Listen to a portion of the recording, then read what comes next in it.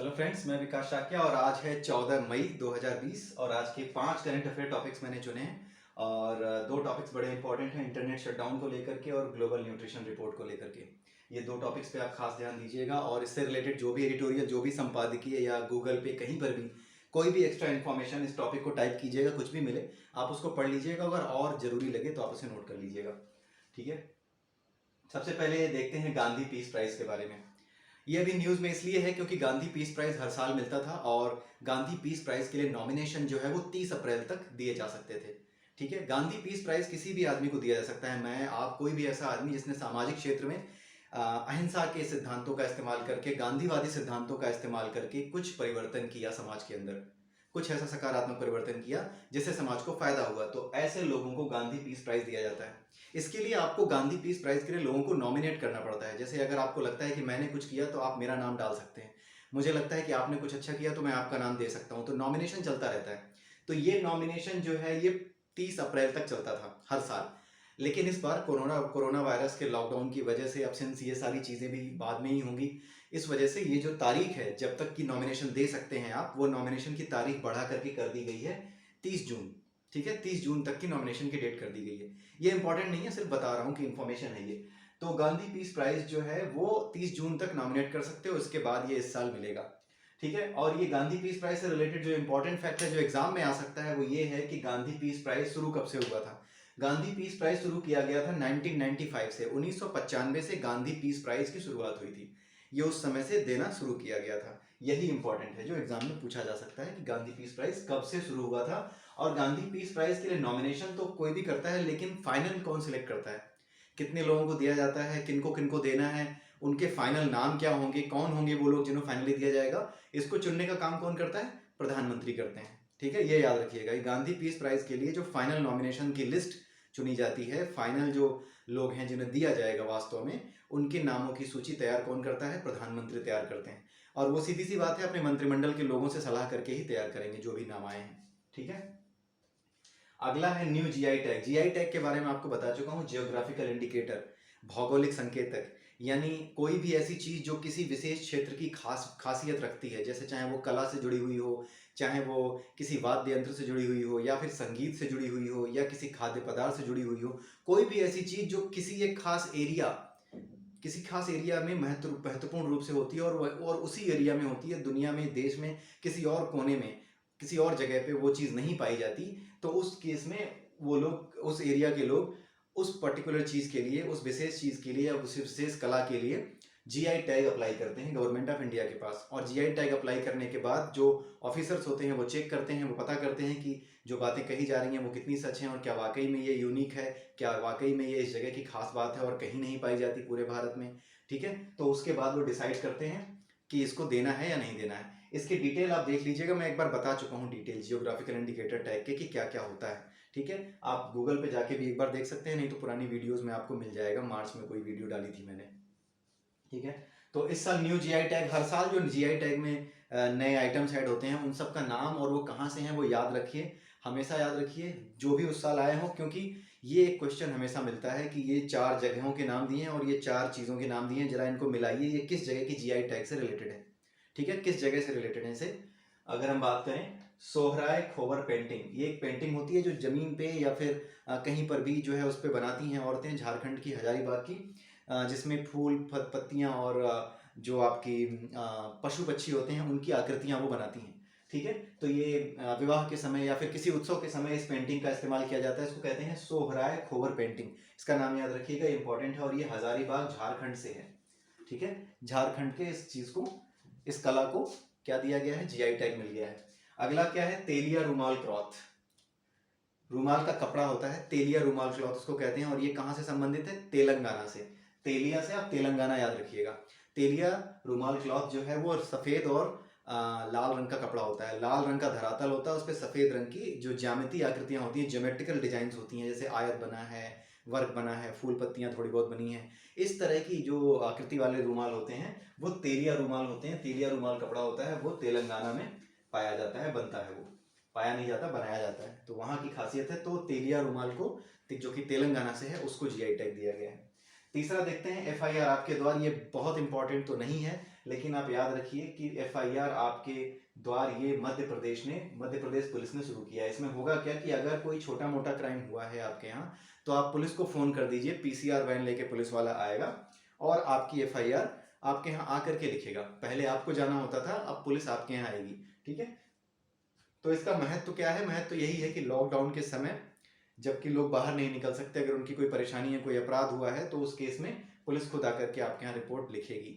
ठीक है, तो छोटे मोटे जो अपराध हैं, चोरी के या फिर किसी को मारपीट हो गई, किसी के साथ किसी ने हल्की फुल्की मारपीट कर दी, गाली गलौज कर दी, इस तरह की रिपोर्ट लिखने का काम पुलिस करेगी घर पे आके आपके। अगर कोई बड़ा क्राइम हुआ है, कोई बहुत ज़्यादा बड़ा क्राइम हुआ है, कत्ल वगैरह हुआ है, या किसी तरह की मारपीट ऐसी हुई है, खून खराबा हो गया है, तो उस केस में इस सीरियस केस को लिखने से पहले पुलिस अपने सीनियर अधिकारी से बात करेगी। उसके बाद ही उस रिपोर्ट को लिखेगी, नहीं तो उन्हें थाने में ही बुलाया जाएगा फिर। ठीक है, अब आते हैं सबसे इंपॉर्टेंट टॉपिक्स पे। सबसे पहला है इंटरनेट शटडाउन। ये अभी न्यूज में इसलिए है क्योंकि अभी सुप्रीम कोर्ट ने एक याचिका आई थी सुप्रीम कोर्ट में कि जो जम्मू कश्मीर है वहां पे जो 4G है इंटरनेट का, जो फास्ट स्पीड इंटरनेट है, उसको ओपन कर दिया जाए। अभी जम्मू कश्मीर में 2G इंटरनेट चल रहा है। ठीक है, 2G इंटरनेट की स्पीड आप जानते हो बहुत कम होती है, तो 2G इंटरनेट जो चल रहा है उसको 4G ओपन करने के लिए एक पटिशन डाली गई थी कि जो इंटरनेट है वो वहां के लोगों का या फिर किसी भी आदमी का मौलिक अधिकार है। ठीक है, इस मौलिक अधिकार को किसी से छीना नहीं जा सकता, तो आप इंटरनेट को ओपन कीजिए जम्मू कश्मीर में। तो सुप्रीम कोर्ट ने बोला कि ठीक है, मौलिक अधिकार अपनी जगह है, लेकिन जब देश की सुरक्षा का सवाल हो, और साथ में पता हो कि जम्मू कश्मीर में किस तरह की स्थितियां चल रही हैं और कितना तनाव है, पड़ोसी देश किस तरीके से कश्मीर को बार बार टारगेट करता है, तो देश की सोवरेनिटी यानी देश की जो अखंडता है और उसकी जो अक्षुण्णता है उसको बनाए रखने के लिए भी हमें जो है कुछ फैसले लेने पड़ते हैं। इसलिए 2G इंटरनेट स्पीड अभी तो यही रहेगी, 4G नहीं होगी, नहीं तो इससे कम्युनिकेशन आसान हो जाएगा, फास्ट हो जाएगा, तो हो सकता है आतंकी गतिविधियों में तेजी आ जाए। इसलिए सुप्रीम कोर्ट ने 4G इंटरनेट को ओपन करने से तो मना कर दिया है, लेकिन सुप्रीम कोर्ट ने गवर्नमेंट ऑफ इंडिया को ये कहा है कि आप एक समिति बनाइए, कुछ लोगों की एक कमेटी बनाइए जो बैठ के ये डिसाइड करे कि ये 4G इंटरनेट सर्विसेज कब शुरू की जाएं, या कुछ इलाकों में शुरू की जाएं, या सब इलाकों में एक साथ शुरू की जाएं, या कब शुरू करेंगे, धीरे धीरे कैसे आप इनको इस्टेब्लिश करेंगे, ताकि जो लोगों के मौलिक अधिकार हैं उनमें और भारत की सुरक्षा, इन दोनों के बीच में एक बैलेंस बनाया जा सके। मेरे हिसाब से सुप्रीम कोर्ट ने बिल्कुल सही फैसला किया है। ठीक है, तो क्योंकि बात यह है कि आप इंटरनेट ओपन कर देंगे, जम्मू कश्मीर में किस तरह का माहौल है हर कोई जानता है, वहाँ पर किस तरह की अलगाववादी ताकतें हैं, और इसकी वजह से क्या हो सकता है कि जो आतंकी गतिविधियां वहाँ चल रही हैं उन पर नज़र रखना हो सकता है मुश्किल हो जाए, उनका कम्युनिकेशन आसान हो जाएगा, तो वो आसानी से अपनी हरकतों को अंजाम दे सकते हैं।